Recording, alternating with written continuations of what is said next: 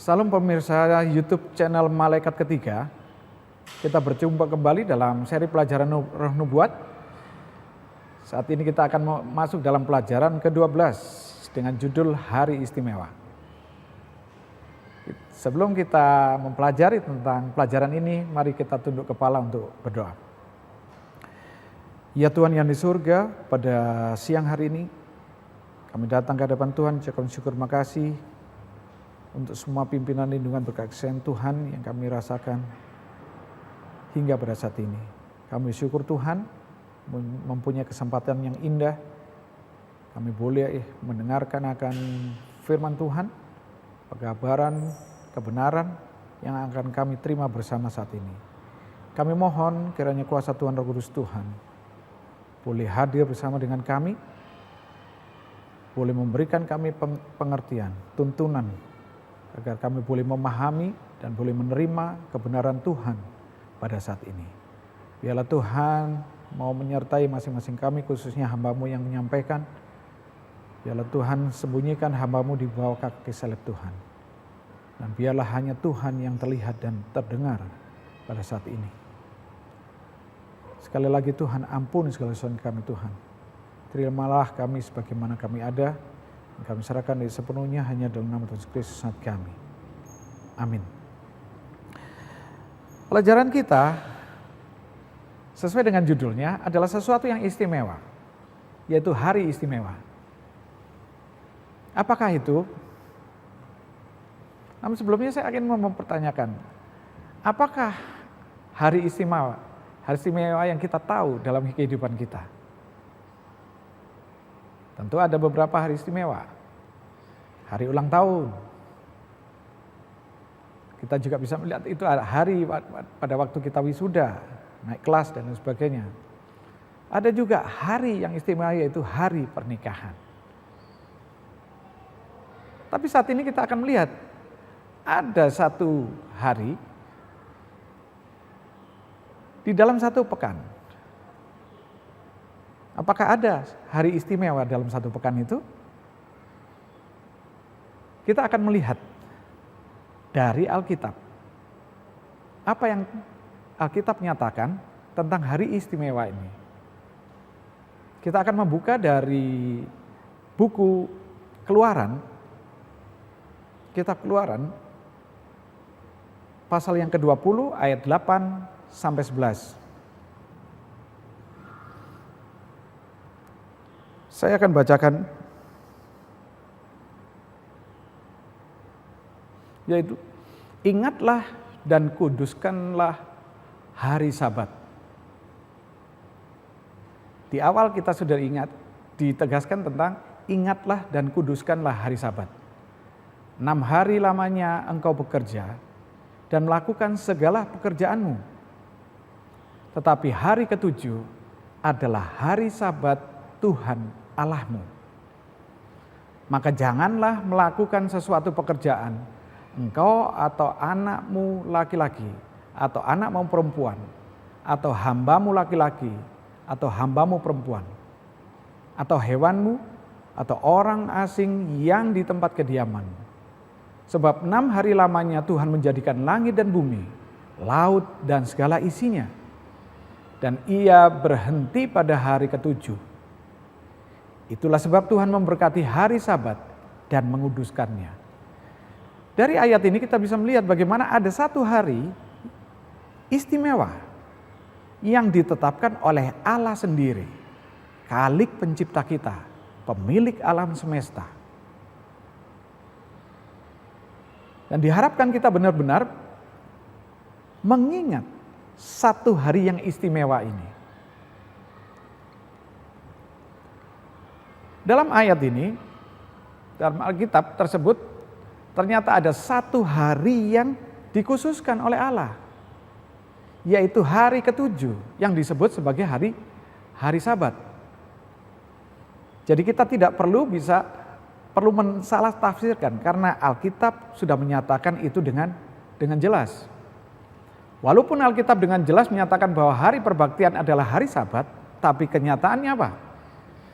Yang diterima dan dilaksanakan oleh kebanyakan umat Kristen saat ini adalah penyucian hari Minggu sebagai hari kebaktian. Dengan alasan ialah karena itu adalah hari kebangkitan Yesus Kristus.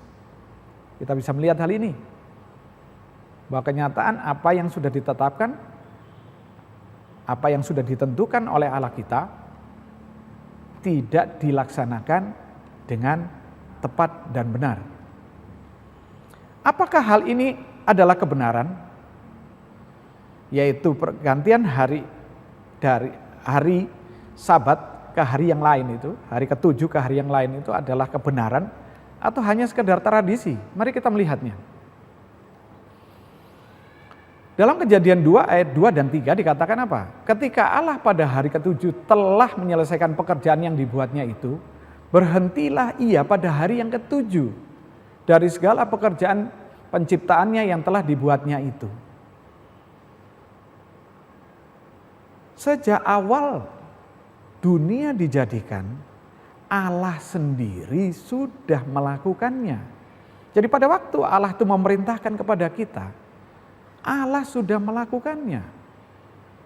Dan itu diberikan kepada kita masing-masing untuk diikuti, untuk dilaksanakan. Yaitu apa? Berhenti pada hari yang ke-7. Kita lihat berikutnya. Apakah Tuhan menetapkan nama hari? Di dalam pasal 2 ini, kalau kita baca di dalam pasal 2 ini, Kejadian ini, dengan jelas menegaskan bahwa Tuhan Allah tidak pernah menetapkan hari. Menetapkan nama hari. Tetapi hanya menyatakan urutan hari dalam bilangan. Hari pertama, hari kedua, sampai hari yang ke-7. Hanya itu saja yang ditetapkan oleh Tuhan. Tapi kenyataannya manusia malah menggantinya dengan nama hari. Dalam 1 minggu itu. Ini kira-kira yang kita bisa lihat ya, di dalam bahasa Indonesia dan juga di dalam bahasa Inggris. Bagaimana Indonesia mengetahui adanya hari Minggu, Senin, Selasa, Rabu, Kamis, Jumat, dan terakhir Sabtu. Sementara di bahasa Inggris ditemukan nama hari, yaitu Sunday, Monday, Tuesday, Wednesday, Thursday, Friday, dan Saturday. Kalau kita melihat yang di bahasa Indonesia, itu sebenarnya bukan nama hari, tapi sebenarnya itu adalah urutan bilangan. Bagaimana Minggu atau Ahad itu adalah 1, Senin adalah 2, Selasa adalah 3, dan seterusnya sampai Sabtu adalah yang ke-7. Jadi sebenarnya Allah tidak pernah menetapkan nama hari. Allah hanya menyatakan di dalam Alkitab urutan hari dalam bilangan. Hari pertama, hari kedua, hari ketiga, sampai hari yang ke-7. Dikatakan dalam Markus 2 ayat 27 dan 28 dikatakan, lalu kata Yesus kepada mereka, hari Sabat diadakan untuk manusia dan bukan manusia untuk hari Sabat. Jadi anak manusia adalah juga Tuhan atas hari Sabat. Apa yang ditegaskan dari ayat ini adalah apa? Allah mengharapkan ketentuannya itu diikuti oleh manusia dan bukan manusia yang mengatur hari ini. Kita yang mengikuti hari Sabat, bukan hari Sabat yang mengikuti keinginan kita, kebutuhan kita, kemauan kita, kehendak kita. Hari Sabat diadakan untuk manusia dan bukan manusia untuk hari Sabat. Oleh sebab itu, penegasannya adalah kita harus tunduk kepada ketetapan Allah, yaitu memelihara, menguduskan hari Sabat, hari ke-7. Di dalam Lukas 4 ayat 16 dikatakan bagaimana Yesus mempunyai kebiasaan untuk melakukan ibadah di hari Sabat. Saya akan bacakan Lukas 4 ayat 16. Ia datang ke Nazaret tempat ia dibesarkan. Dan menurut kebiasaannya, pada hari Sabat ia masuk ke rumah ibadat lalu berdiri hendak membaca Alkitab. Bagaimana Yesus sendiri pun melakukan hal yang sama. Apa yang sudah dikatakan oleh Allah, Yesus pun melakukannya. Dan itu menjadi kebiasaannya mulai dari kecil sampai dia dewasa. Ini adalah penegasan bagaimana Yesus pun memelihara hari yang ketujuh, hari Sabat. Mengapa hari Sabat sangat penting bagi manusia? Di dalam Keluaran 31 ayat 13 dikatakan, katakanlah kepada orang Israel demikian, tetapi hari-hari Sabatku harus kamu pelihara. Sebab itulah peringatan antara aku dan kamu, turun-temurun, sehingga kamu mengetahui bahwa akulah Tuhan yang menguduskan kamu. Dari ayat ini kita bisa melihat bagaimana Tuhan menegaskan sesuatu kepada bangsa Israel. Akulah penciptamu, akulah yang menetapkan hari Sabat itu. Sehingga bisa dikatakan bahwa dengan kita menolak pemeliharaan penyucian hari Sabat, kita juga menolak atau menentang Tuhan kita, Allah kita yang sudah menetapkan hari Sabat. Dan kita masih melihat bahwa hari ketujuh inilah yang dipeliharakan. Sesuai dengan apa yang dikatakan dalam Alkitab oleh orang bangsa Israel. Dan diharapkan kita pun melakukan hal yang sama hingga saat ini. Karena Alkitab tidak pernah berubah. Di dalam Yeskiel 20 ayat 12 dikatakan, hari-hari Sabatku juga kuberikan kepada mereka menjadi peringatan antara aku dan mereka. Supaya mereka mengetahui bahwa akulah Tuhan yang menguduskan mereka. Sekali lagi, Yeskiel 20 ayat 12 menegaskan tentang sesuatu. Yaitu bagaimana hari Sabat, hari ketujuh, itu adalah tanda pengabdian kita, pengakuan kita, penghormatan kita kepada Khalik pencipta kita, yaitu Allah, yaitu Tuhan kita. Kapan hari Sabat dirayakan? Nah, kita akan melihat di dalam Lukas 23 ayat 54 dan 56. Hari itu adalah hari persiapan dan Sabat hampir mulai. Dan perempuan-perempuan yang datang bersama-sama dengan Yesus dari Galilea ikut serta. Dan mereka melihat kubur itu dan bagaimana mayatnya dibaringkan. Dan setelah pulang mereka menyediakan rempah-rempah dan minyak mur. Dan pada hari Sabat mereka beristirahat menurut hukum Taurat. Sudah sejak awal bagaimana hari Sabat ini sudah dilaksanakan. Dan itu sesuai dengan hukum Taurat yang diakui oleh bangsa Israel. Dan ini adalah bukti bagaimana hari Sabat itu dirayakan. Hari Sabat itu tetap dilaksanakan, dipelihara, dilaksanakan dengan baik. Dasar penentuan hari Minggu sebagai hari Sabat oleh manusia. Kita lihat di dalam Lukas 24 ayat 1 dan sampai 6. Tetapi pagi-pagi benar pada hari pertama minggu itu, mereka pergi ke kubur membawa rempah-rempah yang telah disediakan mereka. Pada pagi-pagi benar pada hari pertama minggu itu, hari pertama. Mereka mendapati batu sudah terguling dari kubur itu. Dan setelah masuk mereka tidak menemukan mayat Tuhan Yesus. Sementara mereka berdiri termangu-mangu karena hal itu, tiba-tiba ada dua orang berdiri dekat mereka memakai pakaian yang berkilau-kilauan. Mereka sangat ketakutan dan menundukkan kepala, tetapi kedua orang itu berkata kepada mereka, "Mengapa kamu mencari dia yang hidup di antara orang mati?" Ayat yang ke-6, "Ia tidak ada di sini, ia telah bangkit. Ingatlah apa yang dikatakannya kepada kamu ketika ia masih di Galilea."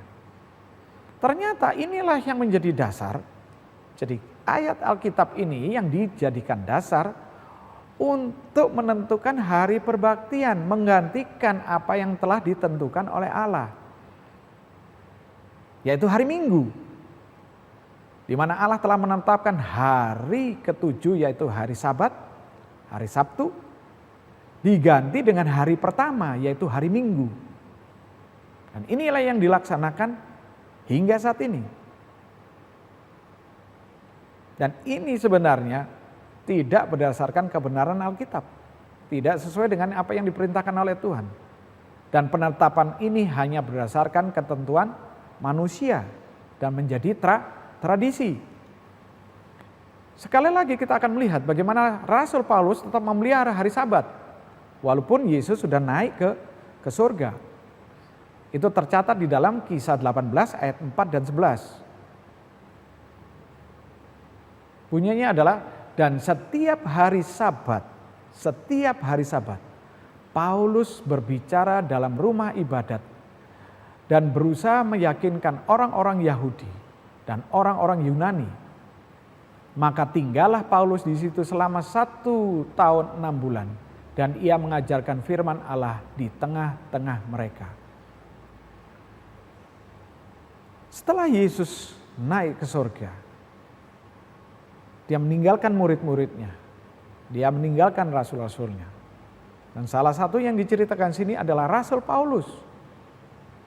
Bagaimana Rasul Paulus tetap memelihara hari Sabat?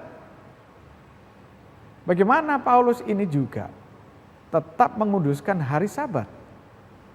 Dan ini menjadi kebiasaannya seperti yang dilakukan oleh Yesus Kristus. Dikatakan dalam Kisah 17 ayat 2 dan 3. Seperti biasa Paulus masuk ke rumah ibadat itu. Seperti biasa, jadi juga menjadi kebiasaan. 3 hari Sabat berturut-turut ia membicarakan dengan mereka bagian-bagian dari kitab suci itu. Setiap hari Sabat, dan ini menjadi kebiasaan Rasul Paulus. Sepenting apakah hari Sabat bagi manusia? Hari Sabat adalah tugu peringatan antara kita dan Tuhan Allah sebagai Khalik yang menciptakan semesta alam. Dengan mengakui hari Sabat seperti kita mengakui Allah sebagai Khalik pencipta alam semesta, termasuk diri kita. Dengan menentang hari Sabat, dengan tidak menyucikan hari yang ketujuh, sama dengan kita menentang Allah, tidak mengakui Allah. Dalam perbaktian di hari Sabat Tuhan, kita benar-benar meninggalkan semua urusan kita, kepentingan duniawi kita, kegiatan keseharian kita tinggalkan untuk fokus dalam ibadah kita, untuk fokus dalam hubungan kita dengan Allah.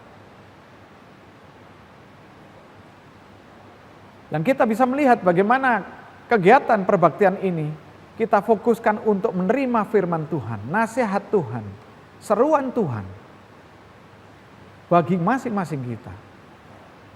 Itu untuk memulihkan, menyembuhkan, dan juga untuk menguatkan tubuh jasmani kita, terutama kerohanian kita. Jadi bagaimana hari Sabat ini sangat penting bagi manusia. Berikutnya, hari Sabat itu memberikan pula kesempatan bagi kita untuk bertemu dan berbakti bersama-sama, saling menguatkan, saling memberikan kesaksian. Bagaimana pengalaman mereka tentang pemeliharaan Tuhan dalam kehidupan sepanjang minggu yang telah dilalui. Dalam pertemuan kebaktian umat Tuhan, suatu pertemuan yang memberikan suasana kesenangan, kebahagiaan secara rohani. Hari Sabat menjadi hari bagi kita membantu meringankan penderitaan sesama. Bagaimana di hari Sabat kita boleh mendatangi satu yang lain. Mungkin ada yang sakit, mungkin ada yang punya kesusahan, ada halangan untuk datang ke rumah Tuhan. Kita bisa menggunakan waktu ini untuk melakukan hal tersebut. Melawat orang-orang sakit, memberikan makanan, pakaian kepada orang-orang yang memerlukan. Hari Sabat adalah hari kesukaan dan kebahagiaan. Di dalam Matius 12 ayat 12, karena itu boleh berbuat baik pada hari Sabat. Berikutnya kita akan melihat bagaimana hari Sabat adalah hari di mana ikatan keluarga akan lebih dipererat. Setelah sepanjang minggu kita lebih fokus dalam kegiatan masing-masing kita. Hubungan keluarga mungkin hanya sekedarnya karena waktu yang terbatas. Allah mengharapkan kita akan kembali mempererat hubungan di dalam keluarga. Ayah, ibu, dan anak-anak tidak bekerja dan tidak ke sekolah. Mereka berkumpul bersama-sama untuk berbakti, untuk berdoa, untuk memuji muliakan nama Tuhan. mendengarkan firman Tuhan, membaca buku-buku yang memberikan kekuatan rohani bagi jiwa. Karena kesempatan seperti ini jarang kita dapatkan dalam hari-hari biasa.